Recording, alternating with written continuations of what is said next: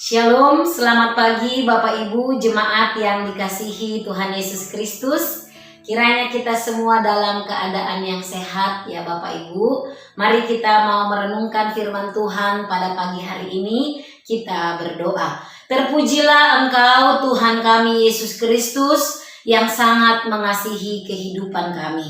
Terima kasih untuk pagi hari ini kami masih diizinkan Tuhan untuk boleh menghirup udara segar. Bahkan Tuhan memberikan kami kesempatan untuk melakukan berbagai hal ya Tuhan. Terima kasih Tuhan Yesus. Kami mau membaca, merenungkan firman-Mu pada pagi hari ini. Tuhan Yesus tolong kami. Demi Kristus kami memohon. Amin. Ya, Bapak Ibu, pembacaan firman Tuhan yang kita renungkan pada pagi hari ini terambil dari 2 Samuel pasal 5 ayat 17 hingga ayatnya yang ke-25, namun saya hanya akan membaca ayat 25 saja. Demikian firman Tuhan. Dan Daud berbuat demikian seperti yang diperintahkan Tuhan kepadanya, maka ia memukul kala orang Filistin mulai dari Geba sampai dekat Geza. Ya Bapak Ibu, saudara-saudara yang dikasihi Tuhan, firman Tuhan ini berbicara tentang bagaimana kemenangan Daud pertama kali ketika dia diurapi Tuhan menjadi raja orang Israel. Dikatakan di dalam ayat 17, ketika orang Filistin mendengar bahwa Daud diurapi Tuhan menjadi raja atas Israel, maka majulah semua orang Filistin untuk menangkap Daud. Dan dikatakan Daud mendengar hal itu dan dia pergi ke kubu pertahanan. Sebelum Daud melakukan serangan kepada orang-orang Filistin, yang pertama kali dilakukan Daud adalah dia bertanya kepada Tuhan. Daud seorang raja yang melibatkan Tuhan di dalam setiap perencanaan yang akan dia lakukan. Daud meminta pimpinan Tuhan bukan karena mau dapat konfirmasi, tapi karena Daud benar-benar mau taat perintah Tuhan. Apa yang akan dikatakan Tuhan? Jika Tuhan tidak memerintahkan dia maju, maka dia tidak akan maju. Jika Tuhan memerintahkan dia maju, maka Daud akan maju. Nah, di dalam hal ini kita melihat di dalam nats kita ini 2 kali Daud bertanya kepada Tuhan. Di ayat yang ke-19 dan juga di ayat yang ke-22.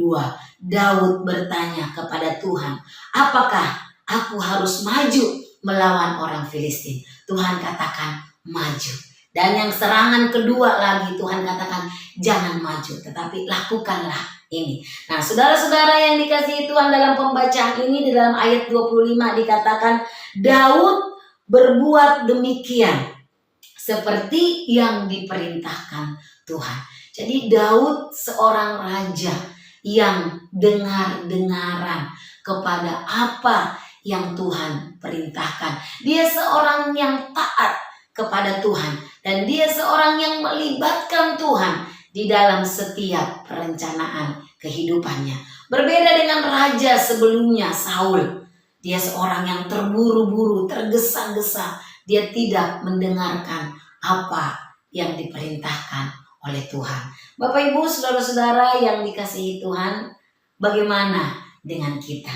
Di dalam kita menjalani setiap kehidupan kita dalam dunia ini, sudahkah kita melibatkan Tuhan di dalam perencanaan kehidupan kita?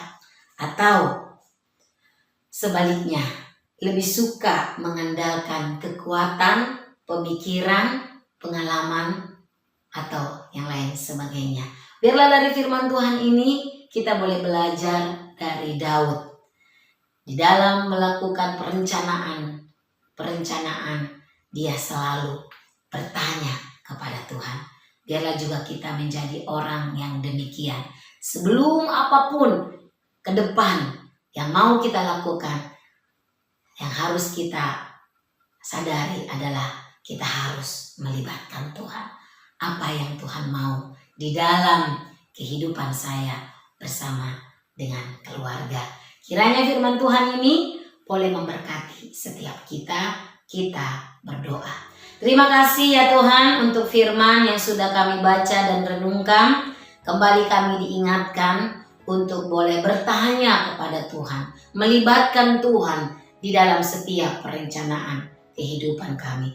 Ajar kami Tuhan, tidak hanya bertanya di dalam doa, tetapi sungguh kami mau peka kepada apa yang Tuhan inginkan untuk kami lakukan. Di dalam nama Tuhan Yesus kami berdoa, kami memohon.